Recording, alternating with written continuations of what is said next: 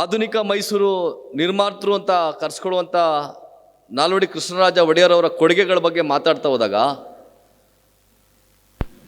ಅದಕ್ಕೆ ಗಂಟೆಗಟ್ಟಲೆಗಳು ಬೇಕು. ಮತ್ತು ಇಲ್ಲಿರೋವಂಥ ಪ್ರತಿಯೊಬ್ಬರಿಗೂ, ವೇದಿಕೆ ಮೇಲೆ ಇರೋಂಥವ್ರಿಗೆ ಮತ್ತು ವೇದಿಕೆ ಮುಂಭಾಗಿರೋಂಥವ್ರು ಎಲ್ಲರಿಗೂ ಕೂಡ ನಾಲ್ವಡಿಯವರ ಕೊಡುಗೆಗಳ ಬಗ್ಗೆ ಗೊತ್ತು.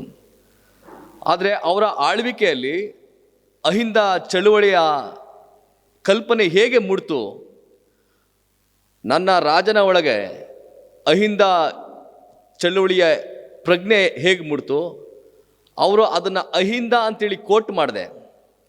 ತಮ್ಮ ಯೋಜನೆಗಳ ಮೂಲಕ, ಶಾಸನಗಳ ಮೂಲಕ, ತಮ್ಮ ಪ್ರಯೋಗಗಳ ಮೂಲಕ ಹೇಗೆ ಅದನ್ನು ಗಟ್ಟಿಗೊಳಿಸ್ತಾ ಹೋದರು ಅಂತೇಳಿ ನಾವು ಅಧ್ಯಯನ ಮಾಡ್ತಾ ಹೋದಾಗ ಬಹುಶಃ ಅತ್ಯಂತ ಸೂಕ್ಷ್ಮವಾದಂಥ ಸಂಗತಿಗಳು ನಾವು ಗಮನಿಸ್ಲಿಕ್ಕೆ ಸಾಧ್ಯ ಆಗ್ತದೆ.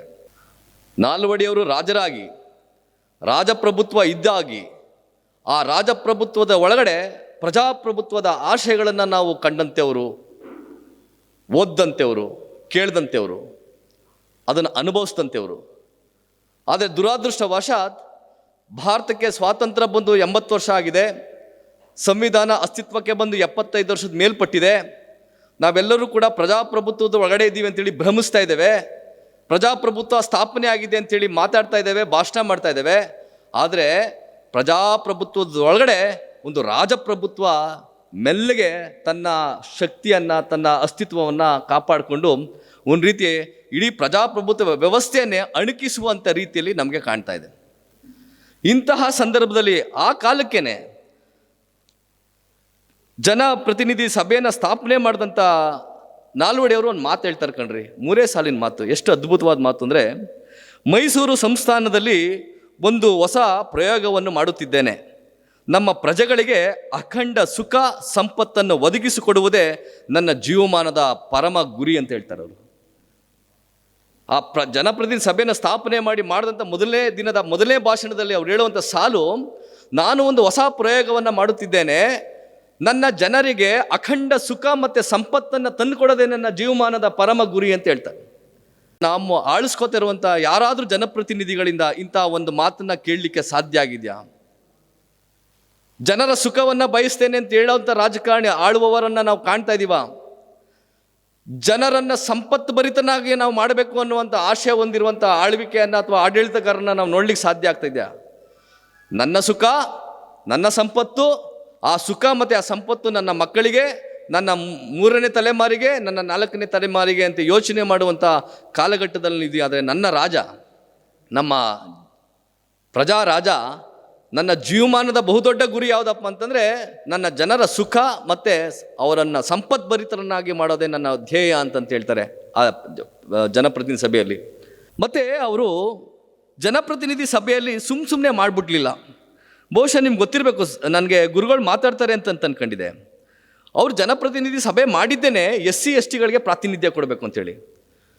ನಿಮಗೆ ಮತಕ್ಷೇತ್ರಗಳನ್ನು ಮಾಡಿದರೂ ಕೂಡ ಎಷ್ಟಿತ್ತು ಅವತ್ತಿನ ಕಾಲಿಗೆ 275 ಸದಸ್ಯರೊಳಗೊಂಡಂಥ ಜನಪ್ರತಿನಿಧಿಗಳ ಸಭೆಯಲ್ಲಿ SC STಗಳಿಗೆ ನಿಮಗೆ ನಾಮಿನೇಷನ್ ಮಾಡುವಂಥ ಪ್ರಕ್ರಿಯೆ ಇತ್ತು. ಯಾಕಂದರೆ ಪಾಪ ಆ ಜನ ಚುನಾಯಿತರಾಗಿ ಬರಲಿಕ್ಕೆ ಹಕ್ಕಿಲ್ಲ, ಶಕ್ತಿ ಇಲ್ಲ ಅಂತೇಳಿ ಅವತ್ತಿನ ಕಾಲಕ್ಕೇ ಆ ಜನಪ್ರತಿನಿಧಿ ಸಭೆಗೆ SC STಗಳಿಗೆ ರಿಸರ್ವೇಷನ್ನ ಕೊಟ್ಟು ಅವರು ನೇಮಕ ಮಾಡ್ತಾಯಿದ್ರು. ಇವತ್ತು ನಿಮ್ಗೆ ಆಯ್ಕೆ ಆಗಬೇಕು, ಆದರೆ ಇನ್ನೂ ಮುಂದುವರೆದು ಅವರು ನಾಲ್ವಡಿಯವರು ನೇಮಕ ಮಾಡುವಂಥ ಕೆಲಸ ಮಾಡಿದ್ರು. ಆ ನೇಮಕ ಮಾಡಿದಂತಾಗ್ಲೇ ಚಲುವಯ್ಯನವರು, ದಲಿತ ಸಮುದಾಯಕ್ಕೆ ಸೇರಿದಂಥ ಚಲುವಯ್ಯನವರು ಮತ್ತು ಮುರುಗೇಶ್ ಪಿಳ್ಳೆ ಅನ್ನಂತೆಯವರು ಮೊದಲನೇ ದಲಿತ ಜನಪ್ರತಿನಿಧಿ ಸಭೆಯ ಶಾಸಕರಾಗಿ ಪ್ರವೇಶನ ಪಡ್ಕೋತಾರೆ. ಬಹುಶಃ ಅಂತಹ ದಲಿತರು ಆ ಶಾಸನ ಸಭೆಗೆ ಬಂದಿದ್ದ ಕಾರಣಕ್ಕಾಗಿ ಏನು ಬದಲಾವಣೆ ಆಯ್ತಪ್ಪ ಅಂದರೆ, ಅಲ್ಲಿಯವರೆಗೂ ಅಸ್ಪೃಶ್ಯತೆ ಆಚರಣೆ ಎನ್ನುವಂಥದ್ದು ಒಂದು ಸಹಜ ಪ್ರಕ್ರಿಯೆ ಆಗಿತ್ತು ಈ ಸಮಾಜದಲ್ಲಿ. ಜಾತಿಯ ಕಾರಣಕ್ಕಾಗಿ ನಿಂದಿಸೋದು, ಜಾತಿಯ ಕಾರಣಕ್ಕೆ ದೌರ್ಜನ್ಯ ಮಾಡುವಂಥದ್ದು, ಜಾತಿಯ ಕಾರಣಕ್ಕೆ ವಂಚನೆ ಮಾಡುವಂಥದ್ದು, ಜಾತಿಯ ಕಾರಣಕ್ಕೆ ಅವಮಾನಿಸುವಂಥದ್ದು, ಜಾತಿಯ ಕಾರಣಕ್ಕೆ ತಿರಸ್ಕಾರ ಮಾಡುವಂಥದ್ದು ಇದೆಯಲ್ಲ, ಇವೆಲ್ಲವೂ ಕೂಡ ಸಹಜ. It is a common factor.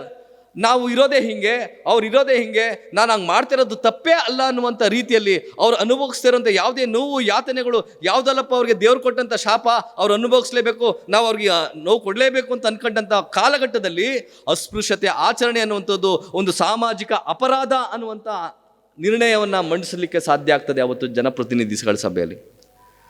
ಆ ಕಾರಣಕ್ಕಾಗಿ ನಮಗೆ ನಾಲ್ವಡಿಯವರು ಅಹಿಂದ ಚಳುವಳಿಯ ಮೊದಲನೇ ಹರಿಕಾರರು ಅಂತೇಳಿ ನಮಗೆ ಅಲ್ಲಿ ಭಾಸ ಆಗ್ತದೆ ಸ್ನೇಹಿತರೆ.